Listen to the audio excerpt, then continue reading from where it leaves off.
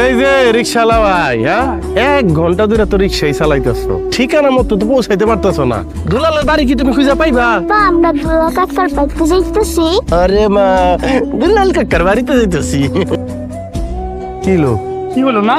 আপনি এই রাস্তা ওই রাস্তা এই রাস্তা আপনার সাথে যাইবেন না কই কোন তো দেখি। আরে এক কথা বারবার বলবো নাকি? ঠিকানা কয়বার দেওয়া লাগে? বলছি না, আমার ছোট ভাই দুলাল, তার বাড়ির পাশে নাকি একটা পার্ক আছে, সামনে মসজিদ, বড় বড় দালান কোঠা আছে। আমার ভাই দুলাল অনেক বড় অফিসার, আমি নিজে তার অফিসার বানাইছি, নিজে কষ্ট করে খাইটা এত ঠিকানা দিতেছি, তারপরে আপনি বাড়ি খুঁজে পাইতেছেন না। পড়ালেখা কিছু করছেন নাকি মূর্খ? ঢাকা শহরে কি নতুন? আমি যদি পড়ালেখা জানতাম তাহলে কি আর রিক্সা চালাইতাম? আমি না হলে 20 বছর এই রিক্সা চালাইয়া এই ঢাকা শহরে নতুন এসেছি। আপনি তো ঢাকা শহর একদম বাজা বাজা, তাহলে আপনি ঠিক মতো ঠিকানা বলতে পারেন না কে? আপনি বলতে পারেন না কে? আপনি তো ঠিকানা কইতাছেন না, আপনি পকেটে ঠিকানাটা পাই করে কোনখানে যাইবেন? আরে মিয়া, এত ভাবে বুঝাইলাম তাও বুঝলা না। মানে দাও তো কাগজটা দাও, দুলাল কাকা যে লেখা দিছিল ওইটা পাই করো। বালি 8 রোড 17 স্টোর 4। একটু স্যার কি বুঝছো মিয়া? দাও। এই যে আব্বা, বাড়ি 8। আর কত সময় লাগবে? তাড়াতাড়ি আসো তো, ক্ষুধা লাগছে আমার। এই যে তোমার নাস্তা রেডি। না মানে আমি তো আসলে রুটি কখনো বানাইনি, সেজন্য একটু পড়ে গিয়েছে, বাট খাওয়া যাবে, ডিফারেন্ট টেস্ট। তোমার নাস্তা তুমিই খাও। মাসের মধ্যে 7 দিন কাজের মেয়েটাও আসে না। আজ মাথা ব্যথা, কাল পায়ে ব্যথা, তারপর পেটে ব্যথা। উফ। আচ্ছা একটা কাজ করে যান, আমি তোমাকে খাই। গেলো?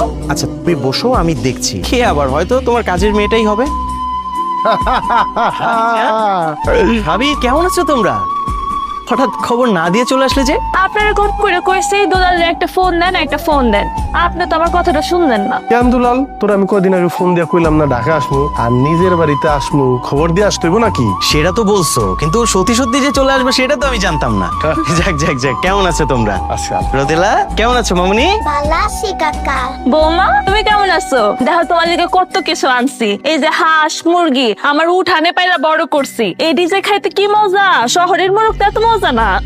আচ্ছা ভাবি, এগুলো কি করছো তুমি? দেখে তো মনে হচ্ছে পুরো গ্রামের বাড়িটা তুলে নিয়ে আসছো। এত কিছু তো দরকার ছিল না। প্রয়োজন ছিল না, তোর লেগে আনছি নাকি? হ্যাঁ, আরে তুই তো গ্রামে খাইয়া দেয়া বড় হইছ, আনছি তোমার বৌমার লিগা। বৌমা দেখো এটা কি আনছি।